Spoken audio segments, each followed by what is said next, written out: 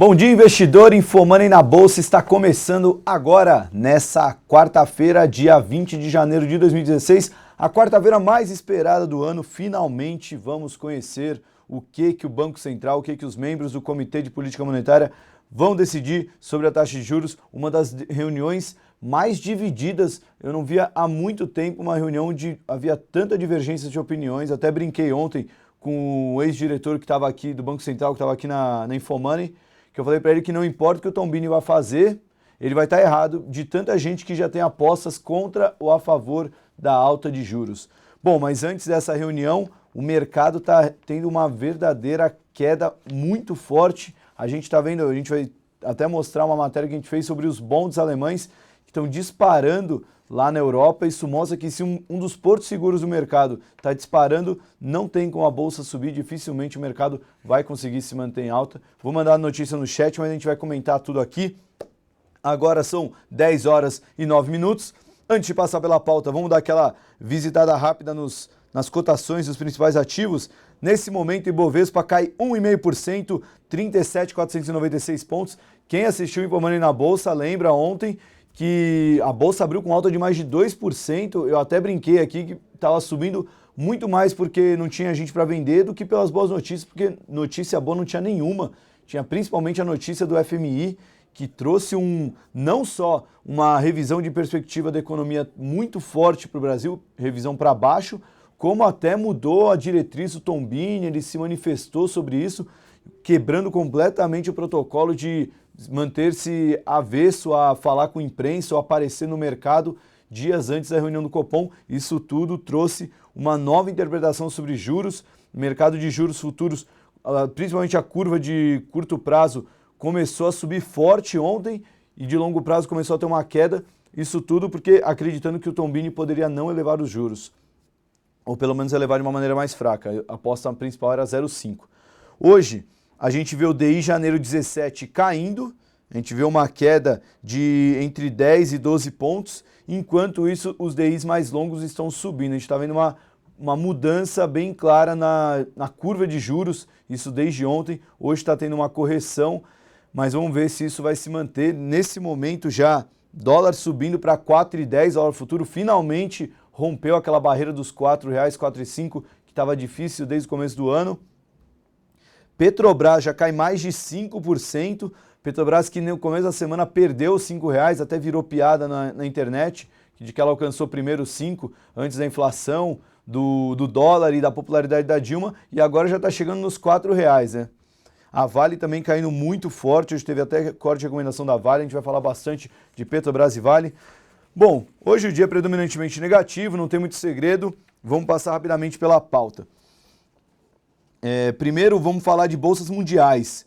Elas caem seguindo a tensão global desencadeada por resultados decepcionantes de empresas como a Shell e também meio relatório da Agência Internacional de Energia falando que o mercado vai se afogar em uma oferta de petróleo. Até fez um belo trocadilho em relação ao afogar com o petróleo, mas não tem graça nenhuma no mercado. Isso aí a gente está vendo o preço do barril do petróleo em queda livre. Para quem lembra do petróleo, acima de $100 poucos anos atrás, vendo ele abaixo de $27, começa a acreditar na tese de que é o fim da era do petróleo, coisa que já tem muita gente defendendo. Inclusive foi pauta de uma coluna no Estadão no último fim de semana. Bom, com isso, aqui dentro a gente já vê Petrobras e Vale caindo. Lá fora a gente já viu mineradoras como a BHP liderando as perdas nas bolsas mundiais, enquanto isso os bonds de 10 anos da Alemanha disparam 10%. A gente vai mandar matéria aí para vocês no chat explicando por que quando um porto seguro como um bond alemão disparando, acaba completamente com a expectativa de alta nos outros mercados. Passando agora para a China, as ações chinesas caíram nessa quarta-feira, devolvendo parte dos ganhos de 3% da sessão anterior, após o regulador do mercado aprovar uma nova onda de oferta pública iniciais de ações, uma nova onda de IPOs. Ainda sobre petróleo, vamos voltar a falar de petróleo, que hoje saem os dados de estoque de Oklahoma. No período anterior foi registrado um aumento de 234 mil barris nos estoques. O número será divulgado 1h30 da tarde. Quem acompanha o Comprar ou Vender, que eu apresento aqui à tarde, nas segundas-feiras, no InfoMoney TV, Já vi o Flávio Conde falando que isso tem causado um grande alvoroço no preço do barril e nas últimas 13 ou 14 semanas a gente só teve queda nos estoques em apenas uma semana, ou seja, a demanda não está conseguindo acompanhar a oferta, está tendo mais produto estocado, mais oferta do que demanda, preço vai cair. Bom, agora vamos falar de Copom, é o tema do dia, é a pauta do dia, não tem como fugir disso. A gente soltou uma matéria no InfoMoney falando dos 3 cenários sobre o Copom e suas justificativas, a gente vai mandar aí no chat para vocês. Por que manter, por que subir 0,25 e por que subir 0,5? Daqui eu vou destacar 2 mudanças de opinião que teve entre segunda e ontem, logo após o comunicado do Banco Central repercutindo a decisão do FMI de cortar as projeções para a economia brasileira. Eles mudaram a projeção para manutenção da Selic em 14,25. Um deles é o Carlos Caval, ele é economista-chefe do Safra e já foi membro do Banco Central, ou seja, é alguém que sabe como o Tombini deve estar pensando nesse momento e os outros membros do comitê. Ele falou que, dada a contundência do anúncio do Banco Central, vai ser mais coerente uma manutenção do que uma mudança mais significativa na taxa de juros. Essa contundência do anúncio deve ser o comunicado enviado logo após a decisão da FMI. Para quem não lembra, a FMI cortou projeções para o Brasil, agora ele espera crescimento zero para o Brasil ano que vem, cortou bem o crescimento nesse ano, vamos ser uma das piores economias do mundo, segundo a FMI, nos próximos anos. E o Banco Central, que costuma ficar quieto antes da reunião do Copom, resolveu se manifestar. Qual o grande problema disso? É que desde o final do ano passado, no relatório trimestral de inflação, até nesse ano, com a carta que o Tombini escreveu para o Nelson Barbosa por não ter batido a meta da inflação, um protocolo que o Banco Central sempre tem que fazer quando não bate a meta, ele deixou bem claro de que ia buscar a meta da inflação. Em outras palavras, ele deixou bem claro que ia subir juros para brigar contra o avanço dos preços. Com essa sinalização de ontem, ele mostrou uma preocupação maior com a recessão da economia, deixando espaço para que talvez não suba juros ou talvez não suba tão forte. Bom, eu vou explicar rapidinho os 3 cenários, né? Por que manter juros? A pressão do governo e dos setores do PT tem sido determinante para manter os juros, né? A gente vem falando desde o começo do ano que o Tombini está virando novo alvo do PT, assim como o Joaquim Levy foi no ano passado. Relatório da FMI revisando projeções do PIB para baixo e comentados pelo Banco Central reforça a indicação de que ele deve esperar para elevar os juros. E a última tese também, a tese de dominância fiscal, isso já vem sendo defendido pelo Barclays, um dos poucos bancos que manteve a aposta de manutenção de juros desde o começo, desde antes do comunicado do Banco Central após o FMI, defendendo a tese de dominância fiscal, que é quando a alta dos juros acaba não ajudando a controlar a inflação e, inclusive, acaba atrapalhando no descontrole inflacionário. Por que subir juros em 25 pontos base? Porque o governo trabalha com uma alta de 25 pontos base após a reunião do Tombini com a Dilma na segunda-feira e também a decisão poderia representar um meio termo em meio à inflação resiliente e à queda na atividade econômica. Seria como o governo quer manutenção, o mercado quer alta de 0,5, vou dar 0,25. O problema é se nenhum dos dois gostar disso e você pode acabar desagradando gregos e troianos. Por fim, por que subir 50 pontos base? Vai reforçar a credibilidade do BC, já que ele falou desde o começo de que queria ancorar as expectativas de inflação. Ele deu diversos sinais hawkish, né, os sinais mais agressivos, mais contundentes, desde a divulgação do relatório de inflação, e precisa dar um sinal desse após a troca do Levy pelo Barbosa na Fazenda. O BC ainda não conta com a ajuda do ajuste fiscal, então tem que subir juros, já que ele está trabalhando sozinho. O modelo de pequeno porte do BC indica que as projeções de IPCA desse ano e do próximo ano ainda estão distantes dos objetivos. A redução na taxa real de juros com a expectativa de inflação ainda está em alta. E a continuidade dos ajustes de preços relativos pressionaram a inflação no ano passado. Ou seja, tem muito mais motivos para subir 0,5 do que para manter. Contudo, a mudança na comunicação do Banco Central deixa bem dividido o mercado e a gente pode ter... Não dá para dizer que é uma surpresa, né? Eu acho que qualquer decisão que vai ser anunciada, alguém vai ser surpreendido. E como a gente vem falando desde o primeiro InfoMoney na Bolsa dessa semana, qualquer decisão importante do mercado que vem com uma grande expectativa pode trazer um grande barulho no mercado amanhã. Ou seja, se manter juros, podemos ver uma grande reação no mercado amanhã, principalmente em dólar, né? Se for pensar que o Banco Central perca a credibilidade mantendo juros, o dólar pode disparar, ou não, né? Pode mostrar que ele está preocupado com o crescimento da economia e isso pode trazer uma perspectiva mais favorável para a PIB e com isso o futuro ser um pouquinho mais promissor. Eu estou ainda na barca de que deveria subir juros para controlar a inflação, que é o primeiro grande problema, mas eu entendo e até faz muito sentido a tese de que a manutenção de juros, pensando num cenário de recessão, seria importante nesse momento. Bom, terminando a pauta econômica, terminando todo esse viés sobre juros, queria destacar outro assunto da pauta. A gente soltou hoje uma entrevista com o economista Gian Biagi, economista, a gente chama ele de brasileiro, né, porque é um argentino que mora aqui no Brasil há muito tempo. Ele falou um pouco sobre o presidente da Argentina, Maurício Macri, e vem falando sobre as medidas que vêm sendo tomadas por lá. Ficou bem legal, a gente vai mandar a matéria aí no chat para vocês. Ficou muito bacana essa entrevista com o Gian Biagi. Antes de passar para a pauta corporativa, vamos dar aquela visitada de novo na Bolsa. Agora mais ações devem ter aberto, acho que todas as ações já iniciaram o pregão hoje, pelo menos o Ibovespa.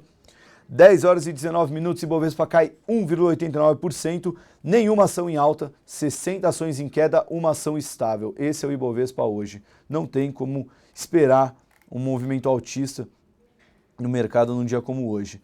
Aliás, falando nisso, uma análise bem interessante do relatório de um banco de investimentos que eu recebi ontem, falando que não tem nenhuma ação em uma zona sobrecomprada, né? Ele utiliza 3 parâmetros técnicos para mostrar ações que estão em níveis sobrecomprados. Não tem nenhuma ação na Bolsa hoje em níveis sobrecomprados.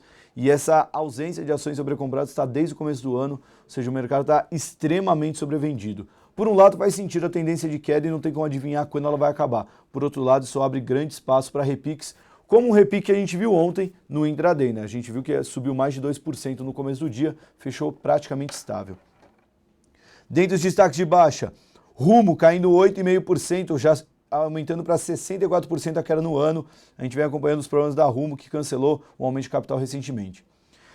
Petrobras, Usiminas, Petrobras, Bradespar, Vale 3, Vale 5. Como a gente viu ontem na abertura, as commodities disparando, hoje as commodities despencando e as empresas que têm exposição a commodity caindo muito forte. Destaque para a Suzano, que cai mais de 4%, mesmo com o dólar em alta. A Suzano, assim como a Fibra, tem sido as ações que ganharam muito em 2015 com a valorização do dólar, a desvalorização do real.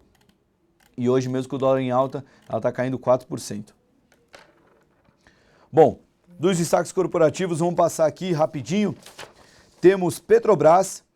Primeiro, ela falou que iniciou negociações para alienação da sua participação na Petrobras Argentina. Segundo notícias da Folha, tinham 2 possíveis compradores, a Pampa e a estatal argentina YPF. A YPF já disse que não está negociando nenhuma compra com a Petrobras. Ainda sobre a Petrobras, notícia importantíssima que saiu no Estadão. Questionamento de acionistas levaram a CVM a abrir um novo processo envolvendo a estatal e alguns ex-dirigentes. Segue a lista de quem vai ser investigado.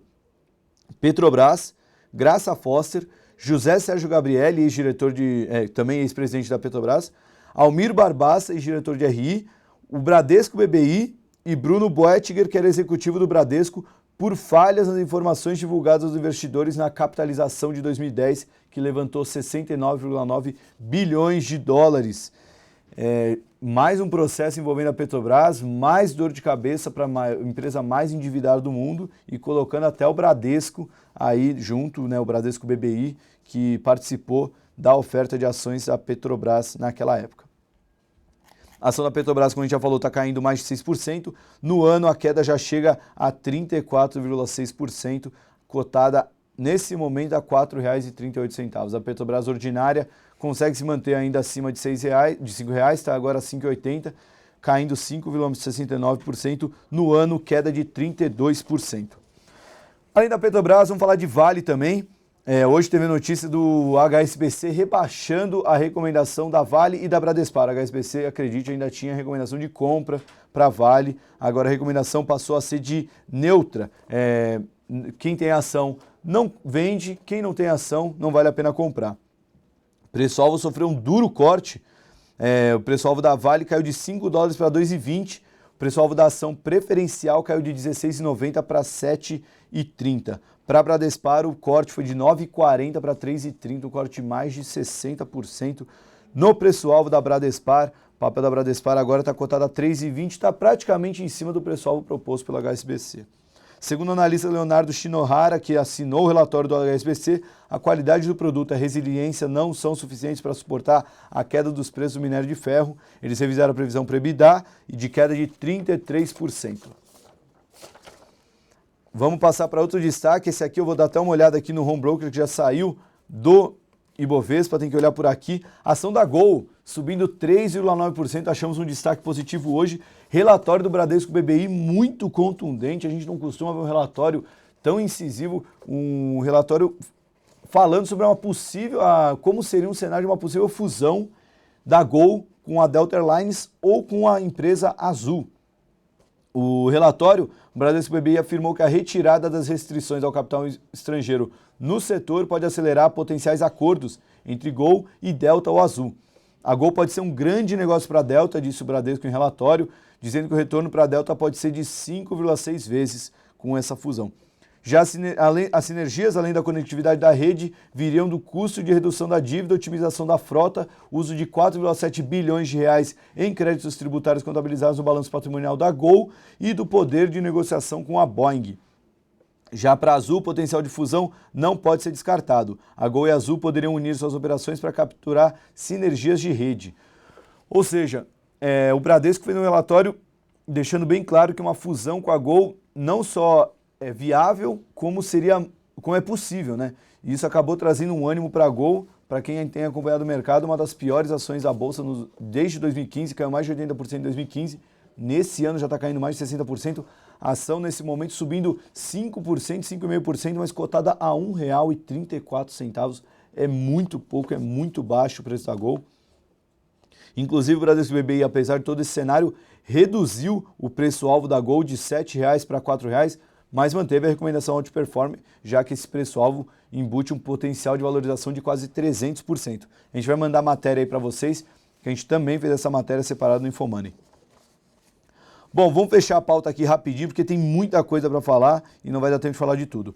Banco do Brasil. JP Morgan cortou a avaliação de crédito do Banco do Brasil para underweight. Segundo o JP, a mudança foi feita com base nas expectativas de maior deterioração de qualidade de ativos e geração de caixa mais fraca que a de seus pares. JHSF, outro papel que eu quero dar uma olhada agora aqui, JHSF 3, está caindo 2,5%, mas ele anunciou que o Conselho de Administração aprovou, em reunião realizada ontem, os termos da proposta vinculante pelo acionista controlador para comprar ativos, para realizar a venda de ativos, que ele se compromete a comprar, de 200 milhões de dólares, incluindo 170 milhões de dólares em assunção de dívidas e 30 milhões de dólares em caixa. A proposta já tinha sido feita em outubro do ano passado, provocou uma disparada das ações, 200 milhões de dólares, só para ter uma noção, com o dólar agora, um pouquinho mais de 800 milhões de reais, a JHSF está valendo 600 milhões de reais na bolsa, ou seja, ela vai conseguir capitalizar mais do que ela vale em bolsa. Bradesco, o Trabuco, presidente do Bradesco, deu entrevista ao Valor Econômico em Davos, falou que a demanda por crédito novo na economia é quase inexistente e elogiou a nota divulgada pelo Banco Central, Alexandre Tombini, sobre as projeções do FMI para o Brasil.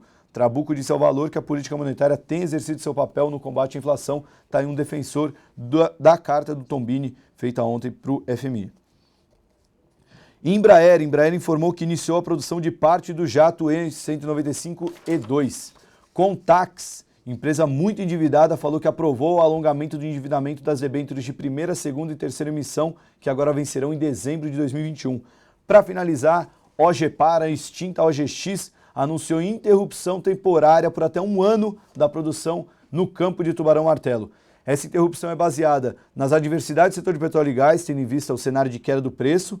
Também falou dos custos altos envolvendo o leasing e também que as estimativas iniciais de elevada produtividade mostraram-se incompatíveis com o potencial efetivo do campo. Só para lembrar, ontem a Eike Batista firmou a venda de uma maciça participação em MMX, OGPar, a extinta OGX, CCX e OSX. A gente fez o cálculo aqui no Infomoney, ele vai conseguir cerca de 50 milhões de reais vendendo as ações ao preço de hoje. Se ele fizesse essa venda exatamente 3 anos atrás, seria 3,6 bilhões de reais. Foi um trade que ele deixou de ganhar 7.000%. Paciência, né? Não é todo mundo consegue acertar uma bolada desse tamanho. Infelizmente o Eike não conseguiu, mas pior ainda para os investidores que tomaram essa trolha ao longo desses 3 anos. Né? Os papéis caíram mais de 99% nesse período. Bom, me despeço aqui. Hoje, 1h30 da tarde, relatório de estoque de petróleo, 12h30 vem aquela volatilidade da abertura de Wall Street, deve vir queda porque o mercado está bem baixista lá fora, relatório sobre petróleo deve trazer um pânico na abertura dos Estados Unidos e trazer um volume extra aqui no Brasil, e hoje à noite tem reunião do Copom, vale a pena acompanhar qualquer novo direcionamento, qualquer novo comunicado do Tombini, mas fica ligado hoje à noite que isso deve mexer no mercado amanhã. Eu me despeço aqui, tenham todos um bom pregão, e até amanhã com mais um InfoMoney na Bolsa. Até lá!